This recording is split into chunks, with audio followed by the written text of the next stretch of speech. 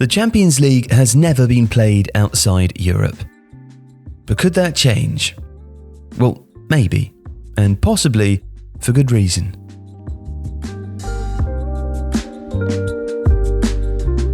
In April last year, the Paris Saint-Germain chairman, Nasser El Khelaifi, provided a window into the backroom discussions of European football. He's also on the executive committee of UEFA, of the Champions League, and is the chair of the European Club Association.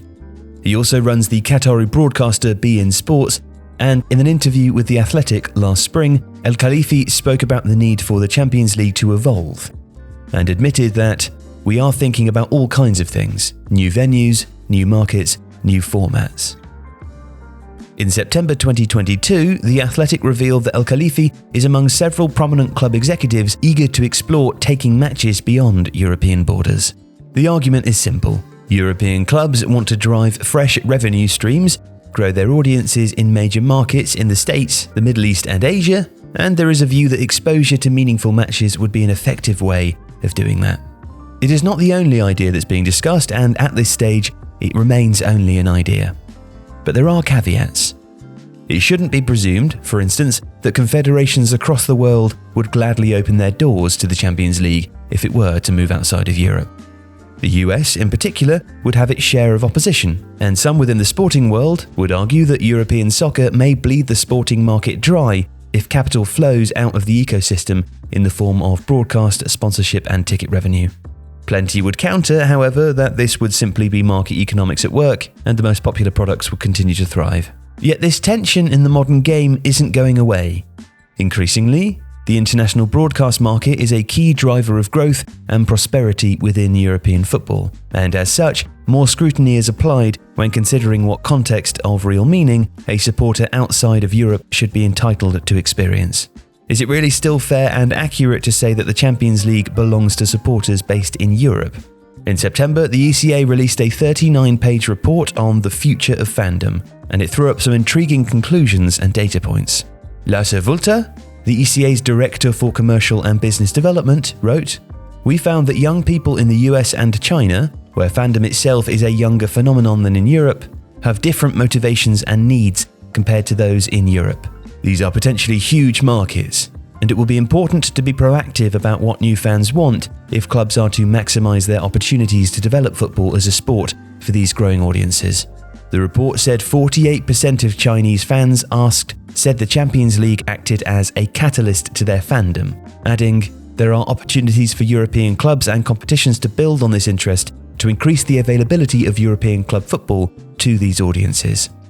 A more analog approach by plenty of major clubs has been viewing parties for supporters in different parts of the world.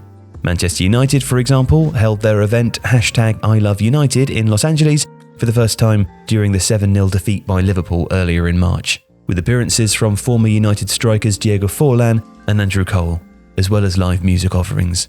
A senior executive at one leading Champions League club, who spoke on the condition of anonymity because he was speaking without permission, makes the following case for taking some matches beyond the continent. He says, "It's arrogant just to say the people of Arsenal, for example, who live in the UK, should be the only ones who can see their team live. And if you ignore growth markets, competitors won't, and you'll fall behind. Look at clubs' social media followings. They have nothing at all to do with their local community. Every club's community is global and should be, but absolutely buttressed by local projects and initiatives and priorities. Look at the NBA, the NFL, and basically every other sport taking events and games internationally." This view draws upon the perspective that elite football, however popular as it may be, is competing for the attention of individuals in an era of unprecedented choice across leisure, social media and streaming platforms. Other sports are disrupting more aggressively. The NBA played a regular season game between Chicago Bulls and Detroit Pistons in Paris in February 2023, which included enhanced media availability and open practice sessions.